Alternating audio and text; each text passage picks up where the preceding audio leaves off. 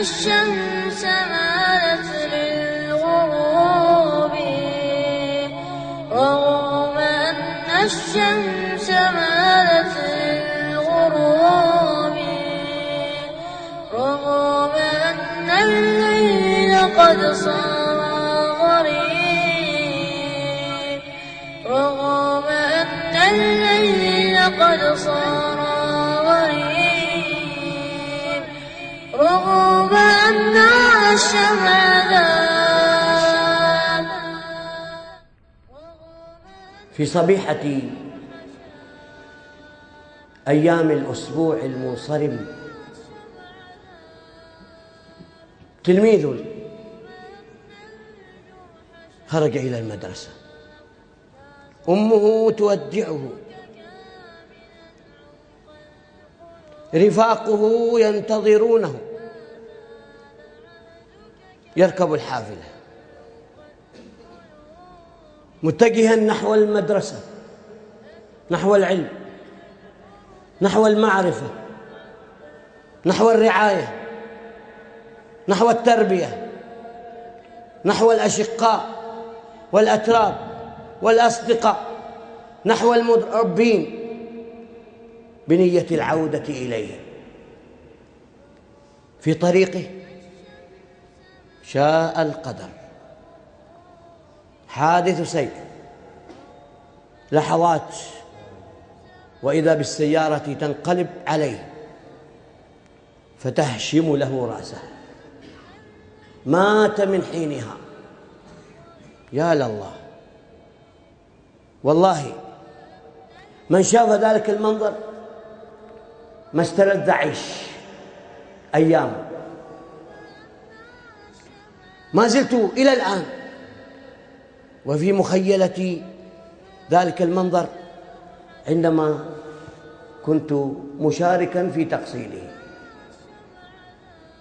أبوه الصابر المحتسب يتصل بي بعد 7 بعد السلام والتحية بكل صبر، بكل ثقة، بكل توكل، بكل عزم، بكل احتساب: أريد أن أخبرك خبرا. ماذا يا أستاذي شيخي؟ ماذا؟ قال: مات ابني، مات سالم. استرجعت وقلت: إنا لله وإنا إليه راجعون. قضيت ذلك اليوم في شدة الأسى والحزن. مات سالم، ريحانة أبويه، فلذة كبديهما، الثالث من إخوانه الذكور، عمره لم يجاوز 13، يحفظ 10 أجزاء من القرآن، يحسن القراءة، ذو أدب، ذو طاعة، يتحدث بكل طلاقة، بكل ثقة، ينتشر الخبر إلى المدرسة فيحجم الطلاب جميعا عن التعليم في ذلك اليوم حدادا عليه، لأنه كان كل صباح يقرأ لهم القرآن في طابور الصباح، ففقدوا ذلك الصوت الندي الذي يصدح بآي القرآن مذكرا إياهم بوعد الله ووعيده، وإذا به يتوقف فجأة. في المساء في مدرسة القرآن أيضا، مدرسة الاستقامة،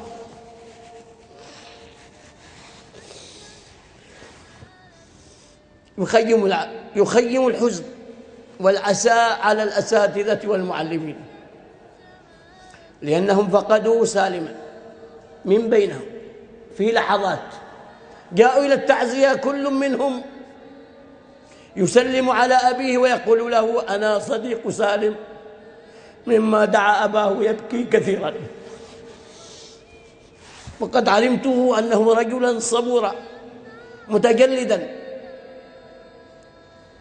وفي اليوم الثاني من العزاء كان بجانبي في السيارة بعدما انتهينا من صلاة المغرب، طلبت منه أن يتقدم فأبى، أمرني بأن أطيل في القراءة كي يلحق الناس. خرجنا بعد الصلاة، أقول له اذهب لكي تستريح. قال كيف لي أن أستريح وكيف أذوق طعم الراحة وقد فقدت فريضة كبدي؟ سالم إنه الولد المطيع. انظروا إلى ثناء أبي عليه وهو في هذا السن المبكر، دائما يسعى إلى رضاء والديه، إلى خدمتهما، إلى طاعتهما في غير معصية، بغير تلكؤ. كيف لي أن أرتاح؟ فقلت الصبر